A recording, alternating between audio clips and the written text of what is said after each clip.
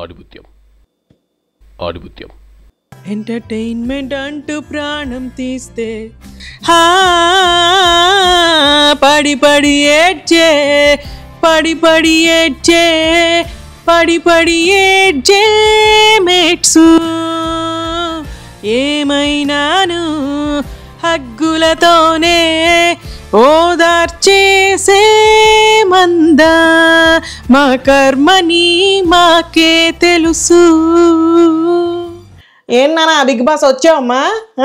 కలవరిస్తున్నట్టు ఆనిముచ్చావు అంటే నేను ఎక్కడికో వెళ్ళిపోయాను. నేను అసలు ఎక్కడున్నానో కూడా తెలియట్లేదు. నాకు అంత అద్భుతమైన పెర్ఫార్మెన్స్. అసలు ఎందుకు పడి పడి ఏడుస్తారు ఎందుకు మీ కాంప్లో? ఆ సోనియా ఎందుకు ఏడుస్తుందో అర్థం కాదు నాకు. అసలు ఆ పిల్ల ప్రాబ్లం ఏంటో కూడా అర్థం కాదు. కావాలని యాక్ట్ చేస్తుందేమో అని నా డౌట్. అంటే అలా ఎప్పుడు ఏదో ప్రాబ్లంలో ఉన్నట్టు, ఎప్పుడు ఏదో డిప్రెషన్లో ఉన్నట్టు మెయింటైన్ చేసి అబ్బాయిల దగ్గర కూర్చుని వాళ్ళ అటెన్షన్ సీక్ చేయడం, ఇవన్నీ అమ్మాయి చేస్తున్న పనులేమో అని అభిప్రాయం.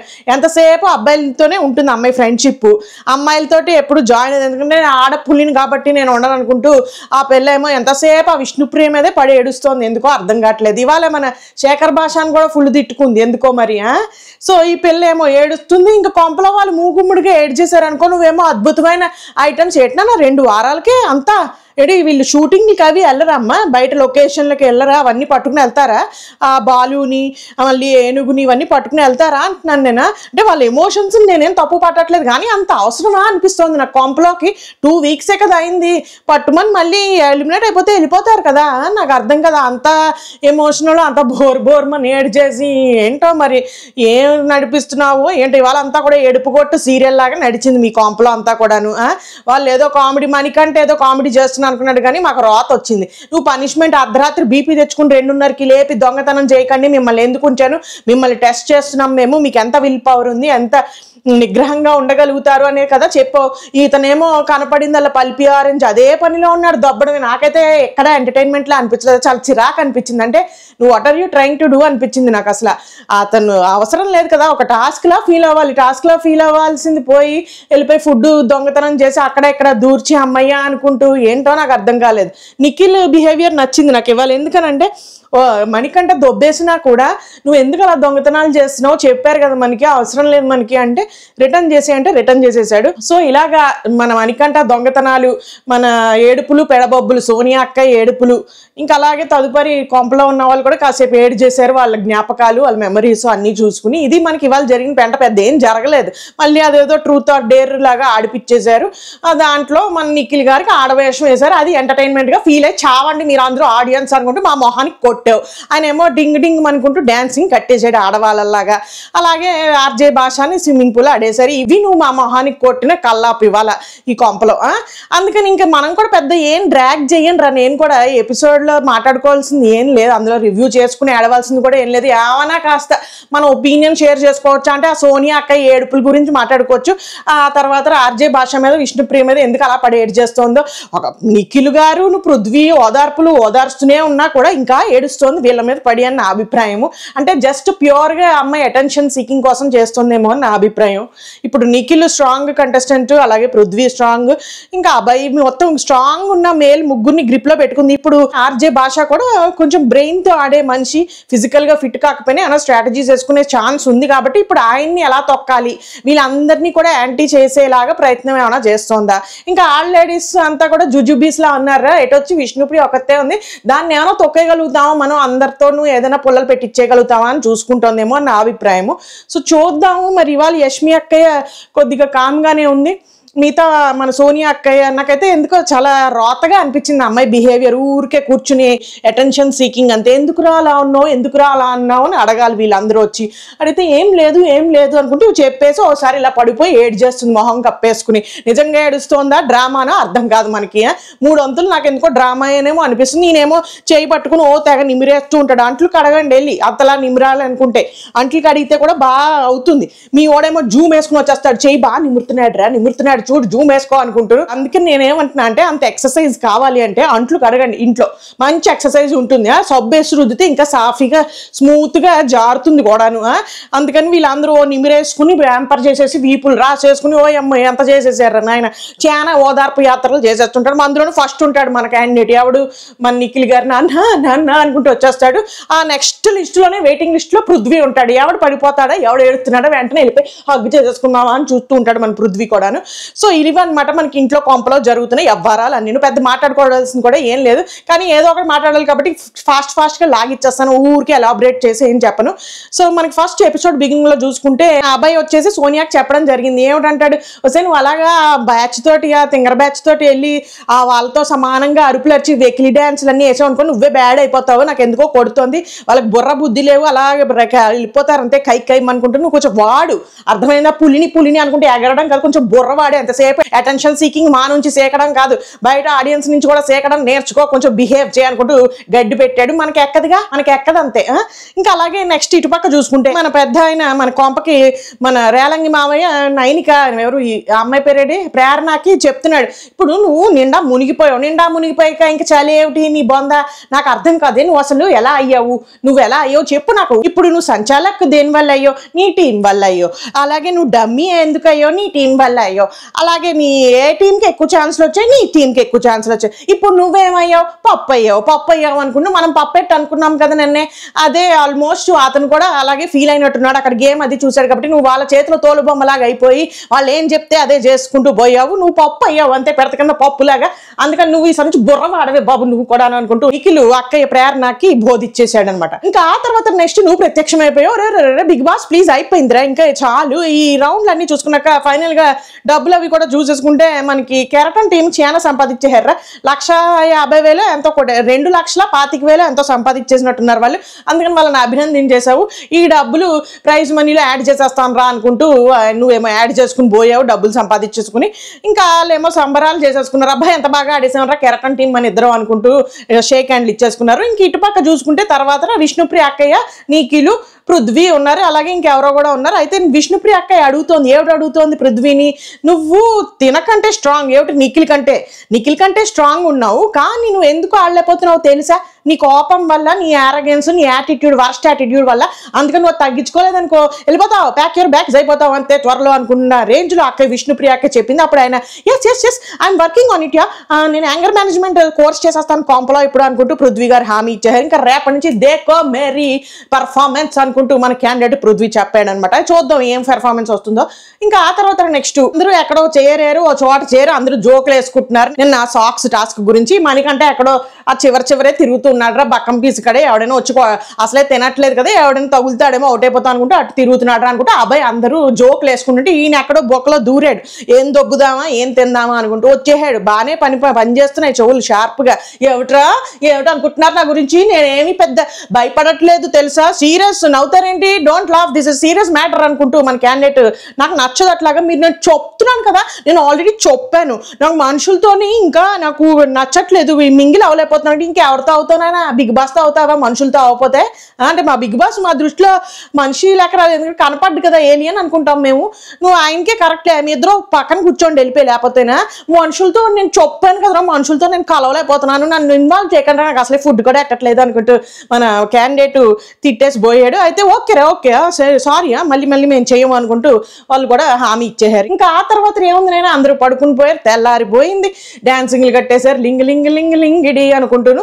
ఇంకా మొదలు మాకు ఏదో డ్రామా, ఈ పిల్లని చూస్తే నాకైతే చాలా చిరాకు వస్తుంది, కోపం కాదు చిరాకు వస్తుంది అనమాట. అమ్మాయి బిహేవియర్ అంటే ఆ అటెన్షన్ సీకింగ్ ఏదైతే కోరుకుంటుందో నాకు చాలా చిరాకుగా అనిపిస్తుంది అనమాట. సోనియా కూర్చుంది అక్కడ, మనకు ఒక సైడ్ టేబుల్ ఉంటుంది కదా, డైనింగ్ టేబుల్ పక్కన ఒక సోఫా సెట్ వేస్తావు కదా నువ్వు, అక్కడ కూర్చుంది. అయితే ఆవిడ ఏంటి మన విష్ణుప్రియ అక్కయ్య బ్యాచ్ వీళ్ళందరూ ఏవో బ్రెడ్ టోస్ట్ ఏదో చేసుకున్నట్టున్నారు, మాడిపోయినట్టుంది.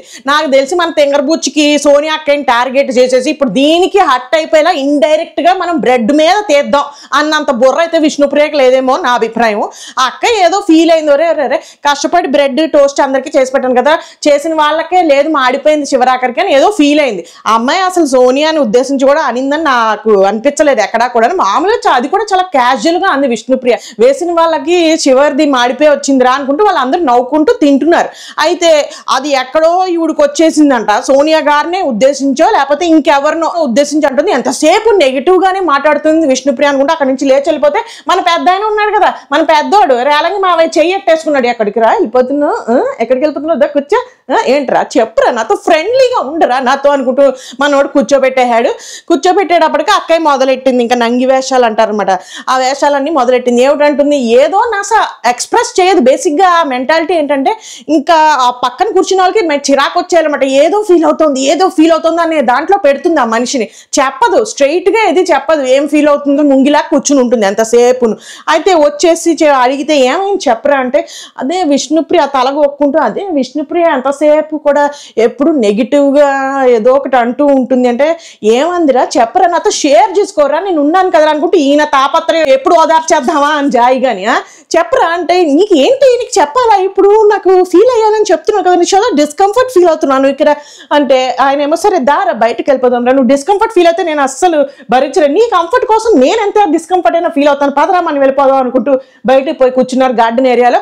అక్కడ చెప్పింది ఏంటి అక్కయ్య, నాకు నచ్చట్లేదురా అసలు, ఏంటో విష్ణుప్రియ ఎంతసేపు నెగిటివిటీ స్ప్రెడ్ చేస్తున్నాడు. ఆ పెళ్ళి ఏం చేస్తోందమ్మా, బొర్రే లేదు మా విష్ణుప్రియకి అసలు, తెంగరబుచ్చి అక్కయ్య ఏమో అంత స్ట్రాటజీస్ వేసే బుర్ర లేదు అక్కడ, అలా కనబడుతుందంటే శాల్తీ అంత ఉంది కానీ బుర్రలో గుజ్జు స్ట్రాటజీస్ వేసి అంత టాలెంట్ లేదేమో అని ఇప్పటిదాకా చూస్తే నాకు అనిపించింది. ఇక మీద ఏమైనా తీస్తుందేమో మరి చూద్దాం. ప్రస్తుతానికి అయితే అక్కయ్యకి అంత బుర్ర ఏం లేదు, అంత నెగిటివిటీ స్ప్రెడ్ చేసేసి అంత నెగిటివ్ చేసేసి అంత బుర్ర ఏమో అనిపించట్లేదు. సో ఈవిడ అభిప్రాయం ఏమిటి, మన ఆడపులి గారి అభిప్రాయం ఏమిటంటే నెగిటివిటీ స్ప్రెడ్ చేసేస్తుంది, నాకు అస్సలు నచ్చట్లేదు. అసలు నువ్వు మామూలుగానే అసలు ఎవరితో ఉండవు కదమ్మా, నువ్వు అసలు ఆల్రెడీస్తో ఎవరితోనూ ఉండవు, నీకు ఇంకెక్కడ నెగిటివిటీ వచ్చేస్తుంది, చుట్టూరు ఉంటారు కదా ఫ్రెండ్స్ లాగా నీకు, ఎలాగూ నువ్వు పృథ్వీ అభయ్ నిఖిలు, ఇంక నీకు నెగిటివిటీ ఏ బొక్కలోంచి దూరం వచ్చేస్తుంది విష్ణుప్రియ అక్కడి నుంచి, నాకు అర్థం కాదు.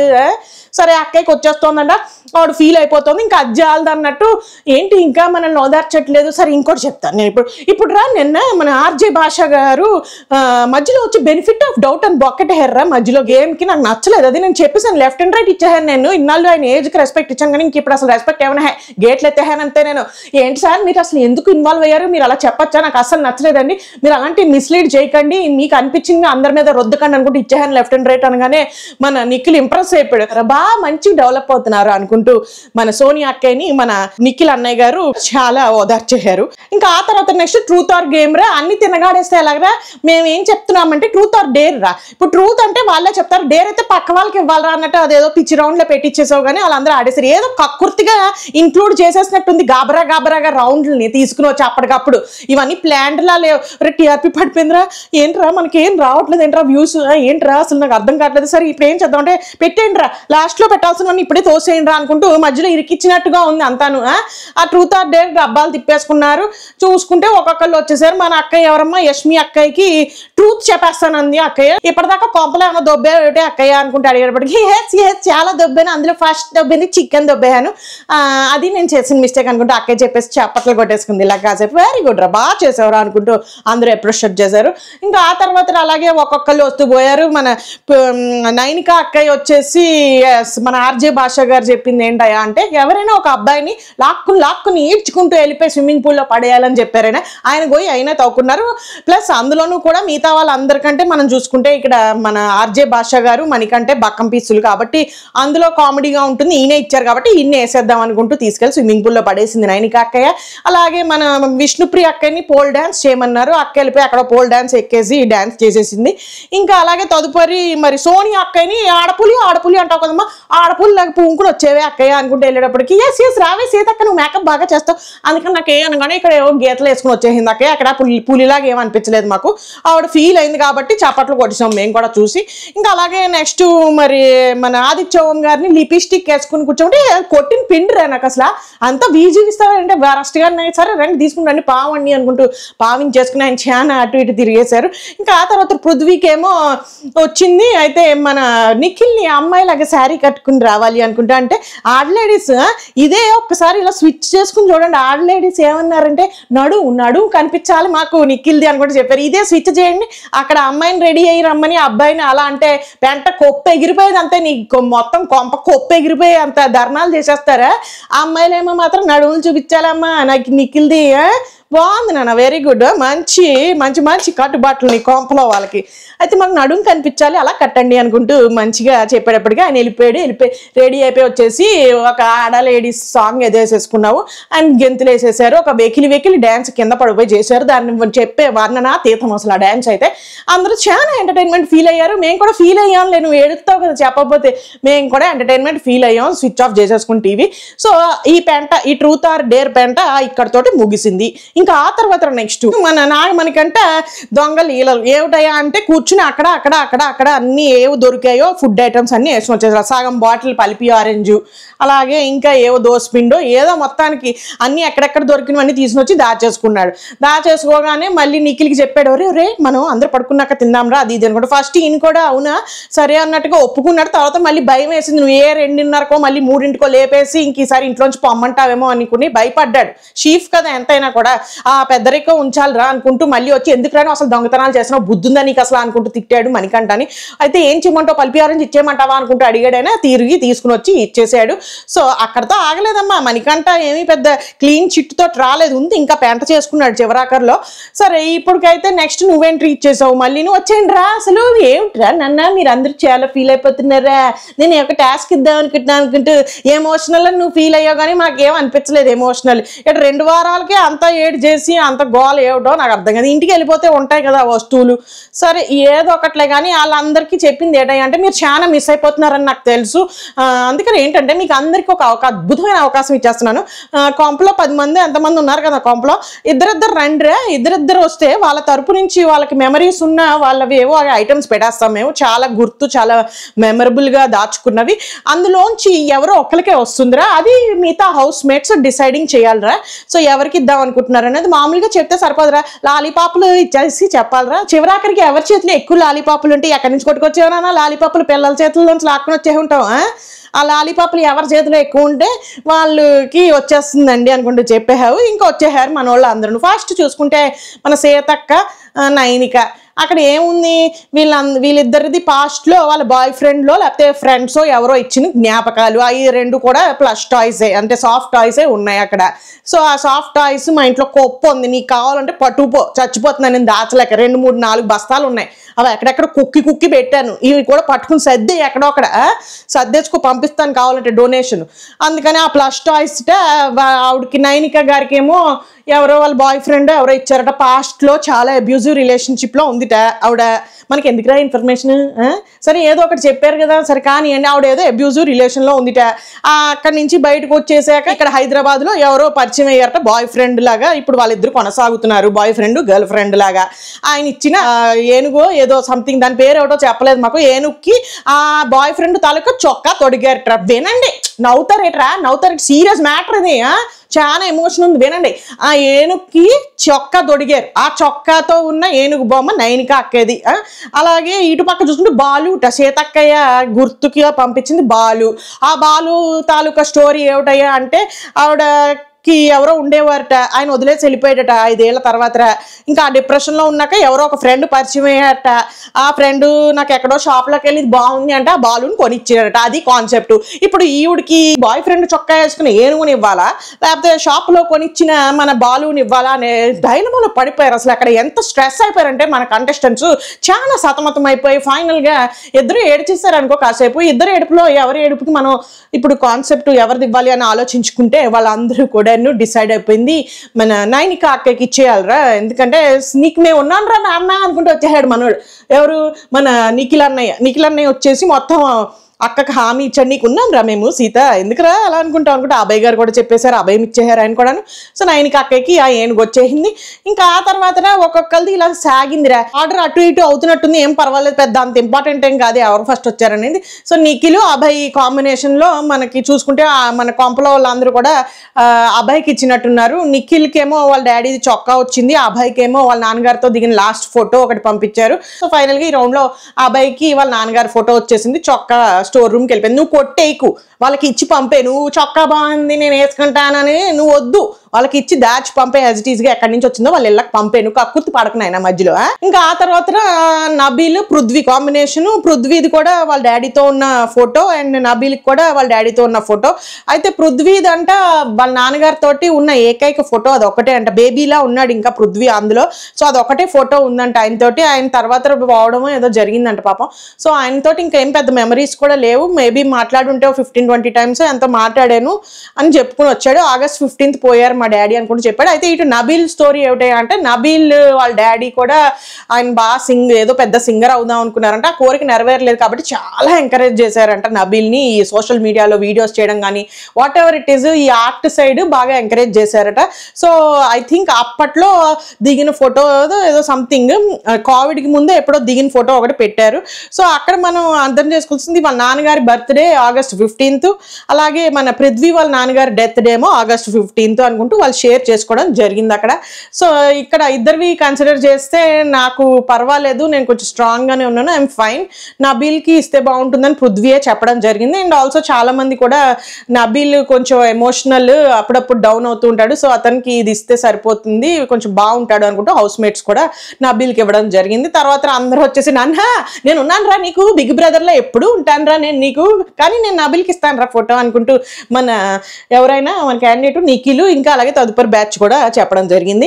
ఇంకా అలాగే నెక్స్ట్ నాగమణికంఠకిను ఆదిత్యకి పడింది. నాగమణికంఠకి ఏమిటయ్యా అంటే వాళ్ళ అమ్మగారి షాల్ ఏదో పంపించినట్టున్నారు, అమ్మగారిదో ఎవరిదో ఒకరిది షాల్ ఏదో వచ్చింది. అలాగే మన ఆదిత్య గారికి ఏమో వాళ్ళ నాన్నగారి ఫోటో వచ్చింది. ఇక్కడ మనకి సీతక్క చాలా దాన్ని చాలా బాగా అనలైజ్ చేసింది ఆ సిచ్యువేషన్. ఏం చెప్పింది, ఇగో మణికంఠ నేనే వస్తూ మీ అమ్మగారిది సమ్ శారీయో లేకపోతే ఏదో తీసుకుని వచ్చాను, గుర్తుకు లేదు నాకు అమ్మాయి ఏం తీసుకుని వచ్చిందో, శారీయో లేకపోతే జాకెట్టో something whatever it is, వాళ్ళ అమ్మగారిది అమ్మాయి కొంపలోకి వస్తున్నప్పుడు తీసుకుని వచ్చి ఇచ్చాను కదా, నీకు అట్లీస్ట్ అదైనా ఉంది మీ అమ్మగారిది గుర్తుగా, ఆదిత్య గారికి ఏం లేదు కదా, సో ఫోటో ఇద్దాం అనుకుంటున్నాను నేను, అది నా రీజన్ అనుకుంటూ చెప్పింది. ఇంకా అందరూ కాపీ పేస్ట్ అందరూ కూడా అదే పెట్టేశారు. అలాగే నాగమణికంఠ కూడా పర్వాలేదు, ఇట్స్ ఓకే ఐఎమ్ ఫైన్ అన్నట్టుగా తీసుకున్నాడు, ఆల్రెడీ ఆయనకు ఉంది కదా. ఇంకా తర్వాత గార్డెన్ ఏరియాలో ఏమో కొంతమంది ఎవరో కూర్చుని కబుర్లు చెప్పుకున్నారు, కొంతమంది పడుకున్నవాడు పడుకున్నట్టు లేక మధ్యలో లేచాడు, జాంబీ లాగా లేచి వెళ్ళిపోయి వంటింట్లోంచి అవి ఇవి తీసుకుని వచ్చి కొన్ని ఏమో అటక మీద ఉన్న డబ్బాలో దోసాడు. ఎవడు మన నాగమణికంఠ, నువ్వు చెప్పింది ఏంటి, చెప్పాక కూడా భయం భక్తి లేవు అసలు.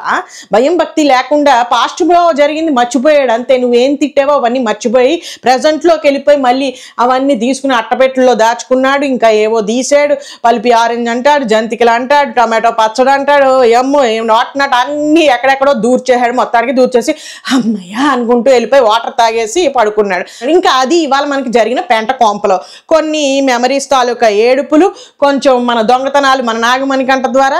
ఇంకా ఆ తర్వాత ఏముంది మన సోనియా గారి డ్రామా ఏడుస్తూనే ఉంటుంది. ఆవిడ ఎందుకు ఏడుస్తూనే కూర్చుంటుంది అన్నట్టుగా మర్చిపోయిన అసలైన సీన్ అంటే మధ్యలో ఈ గ్యాప్ లో సోనియా గారు వెళ్ళిపోయి బెడ్ మీద కూర్చోగానే మన నిఖిల్ అక్కడే ఉంటాడు అనుకో, నిఖిల్ పృథ్వీ అభయ్ ఎవరో ఒకరు ఉంటారు ఖచ్చితంగాను. సో ఆయన కూర్చుని చేయి నిమిరేస్తున్నాడు రా, ఇలాగా నిమిరేస్తూ అన్నాడు. ఎందుకురా వైరా, నీకు ఎవరైనా ఉన్నారా, బయట ఉన్నారా నీకు అనుకుంటే అడిగాడు. ఆవిడ ఏది చెప్పదు కదా అనుకుంటూ కళ్ళు తుడుచుకుంటే ఆవిడ ఎందుకు ఏడుస్తోందో అర్థం కాదు. మరి ఆయన గుర్తొచ్చి ఏడుస్తున్నాడా ఏమిటో మనకైతే తెలియదు, కానీ ఆయన ఏమో నిమిరేస్తున్నాడు. ఊరుకో అంటే ఆవిడేమో ఒక్కసారి ఒక జంప్ చేసేసి వెళ్ళిపోయి ఆయన్ని పట్టేసుకుని ఏడ్చేసింది. ఆవిడ ఎందుకు ఏడ్చింది ఏమిటి అనేది స్టిల్ మిస్టరీగా ఉంది అని చాలా మంది బయట అనుకుంటున్నారు. నాకు కూడా అసలు తెలియదు ఆవిడ ఎందుకు ఏడ్చిందో, తెలుసుకోవాలని అస్సలు అనుకోవట్లేదని ఆ పెంట అంతా కూడాను. ఆవిడైతే ఏడ్చింది, ఈయనేమో యాజ్ యూజువల్గా ఓదార్పు యాత్ర చేసేసాడు.